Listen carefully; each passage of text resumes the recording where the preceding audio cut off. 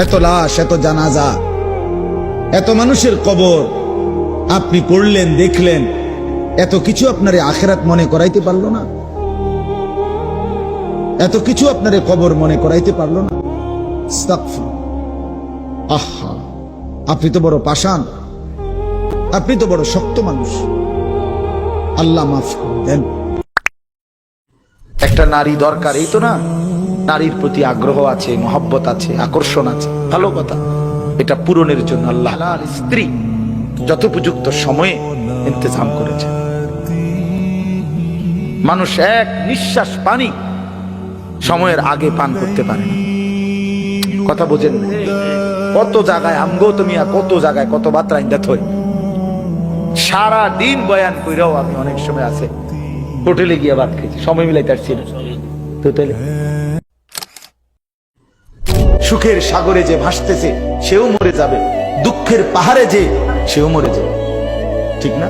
জীবনে কোনোদিন দুঃখ ছাড়া সুখ দেখে নাই যে তারও মৃত্যু হবে। জীবনে কোনোদিন এক সেকেন্ডের জন্য যার কোনো দুঃখ নাই সেও মরে যাবে, মরে যাবে। এই হাসিও স্থায়ী না, এই কান্নাও, কথা বলেন না, দুনিয়ার হাসি স্থায়ী, দুনিয়ার কান্না স্থায়ী, কোনোটাই স্থায়ী না। তোমার যৌবন স্থায়ী, কথা বলেন না কেন? না বন্ধু, না, মৃত্যু থামাই দিবে। তুমি মা বাপ, আত্মীয় স্বজন, ভাই বন্ধু, পাড়া পড়োশি, ফ্রেন্ড, বন্ধু, ধোকা ধোকা, এরা কেউ শেষ পর্যন্ত থাকবে না। তুমি আমি একাই, তুমি একাই। হয় তোমার বাবা আগে কবরে যাবে, অথবা তুমিও আগে কবরে যেতে পারো, দেখা হবে না।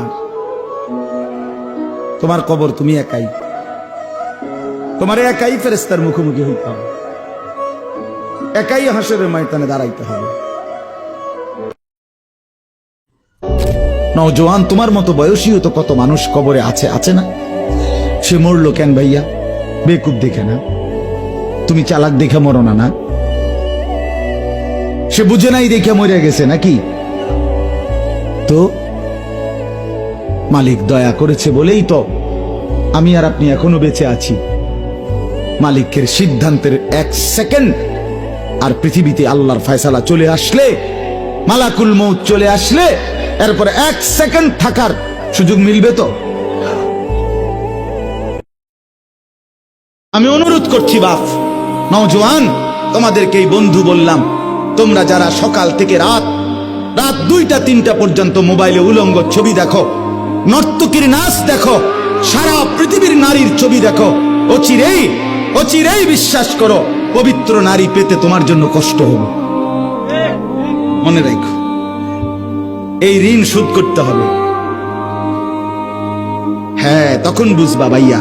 এমনি মানুষের বেডি সাউন্ড আর ঘরের বেডি যদি অসৎ হয়, তখন টের পাইবা দুনিয়া কারে কয় আর জাহান্নাম কারে কয়। কবরের কথা তাইলে আর মনে পড়বে না, আল্লাহর স্মরণ তাইলে আর আসবে না, গুনাহ আর ছাড়বা না তাইলে।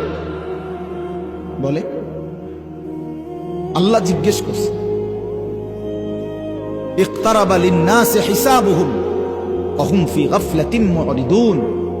আল্লাহ তাআলা বলে, মানুষ, আরে তোমাদের হিসাবের সময় একদম কাছায় গেছে, অথচ তোমরা এখনো আল্লাহ থেকে গাফেল হয়ে বিমুখ হয়ে আছো। আহা কি করছো, আহা কি করছো? আপনাদের যাদের দাড়ি নাই চেহারায়, আপনারা নিজেদেরকে কি পরিচয় দিতে চান? বলেন মেয়ে, এখন দাঁড়ায় বলেন, কি বুঝাইতে চান নিজেকে? ইমানদার এমন হয়? 1450 বছরের ইমানদার এমন ছিল? আপনি আপনার কি বুঝাইলেন? আমার নাম আনিসুর রহমান, আমি চ্যালেঞ্জ করলাম, আপনার যেই ছেলে ফজরের নামাজ পড়ে না, মেয়ে ফজরের নামাজ পড়ে না, এ ভদ্র না, ভদ্র নয়, ভদ্র নয়, অসভ্য, অসভ্য, অসভ্য। গভীর রাতে আইসো বান্দা, চোখের এক ফোঁটা পানি দিও আমারে, আমি পুরা ধুয়ে মুছে সাফ করে দেব। এক ফোঁটা পানি দিয়ে 90 বছর মাফ করে দেব।